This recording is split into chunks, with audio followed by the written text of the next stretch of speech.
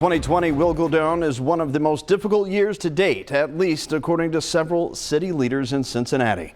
From the global pandemic to the federal indictment of 3 council members, they face challenges most never expected to have to deal with. And reporter Marielle Carbone takes a look back at the influence this all had on council decisions and explains just how much actually got done this year.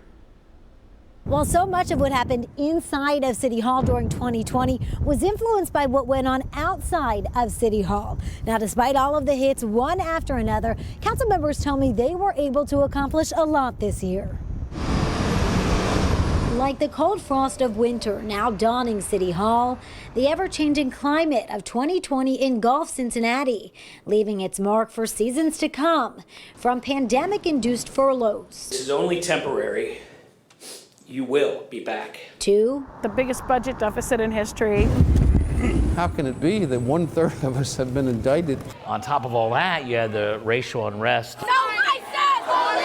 And a record year of gun violence. It's been a year of forced change. This is unlike a year that any of us have gone through, obviously. City Hall was closed more than once, and council seats were left empty, begging the question, just how much work actually got done? I believe when we look back on 2020, and I think because the winter will bleed into 2021, and COVID will bleed into 2021. The things that we have done over the last, say, over an 18-month period will be as pivotal of a change for the city as the time coming out of 2001. Mayor John Cranley says a lot. He points to a list of big-ticket items like supporting local businesses with now permanent outdoor dining.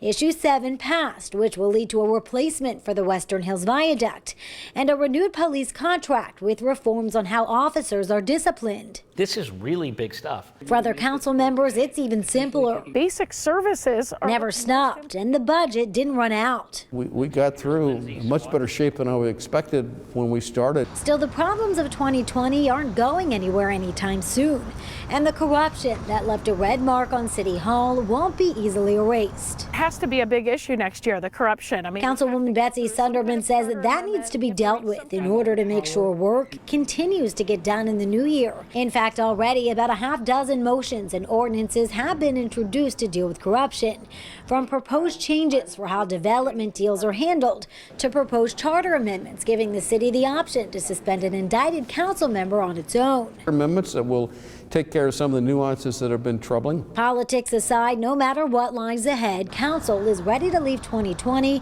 in the past. I'm so excited for 2020 to be over. I won't be sorry at all to see 2020 end. I'm glad we're closing 2020. From City Hall, I'm hoping for a healthier and wealthier 2021. Marielle Carbone, WCPO 9 News.